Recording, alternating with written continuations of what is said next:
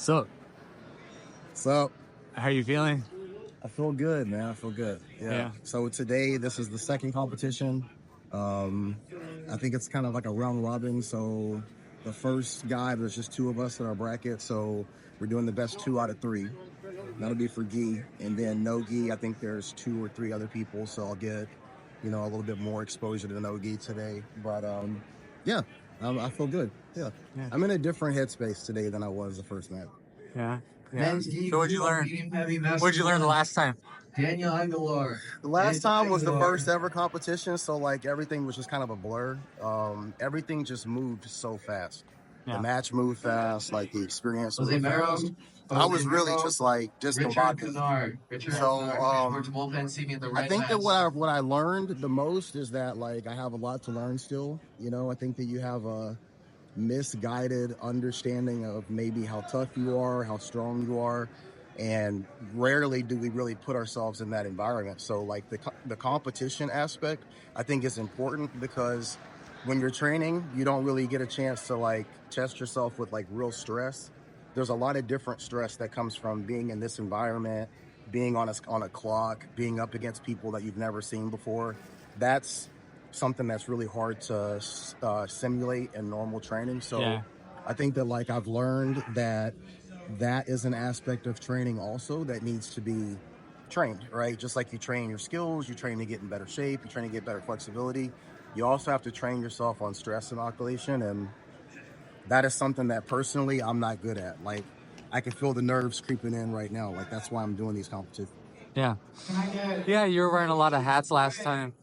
Yeah. Yeah. Also, like I think that I don't know if people really admit this, but like you put yourself out there, especially like if you're filming it or somebody's like Yeah. coming to watch you or your coaches are watching you, like you're putting yourself out there. It's real like humbling to be in a situation where you might lose. Like a lot of times in life, our losses aren't public. Right? Like True. if you have a fight with your wife, like most people don't see that. If you're not a good father, a lot of times people don't see that.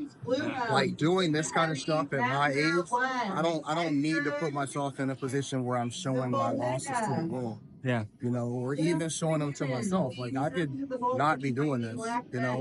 So it's real humbling to be in a situation where like you might not look your best and you might, not be successful when you're doing that on a stage. So but I think that's all important. That's why I'm doing it, I think it's important. Yeah. There you go. Well, I don't know.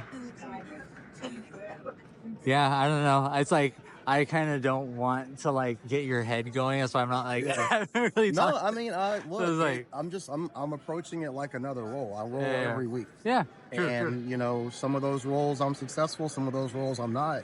Yeah. And I think that that's also like for 2025, my goal is to be, what's the word I'm looking for?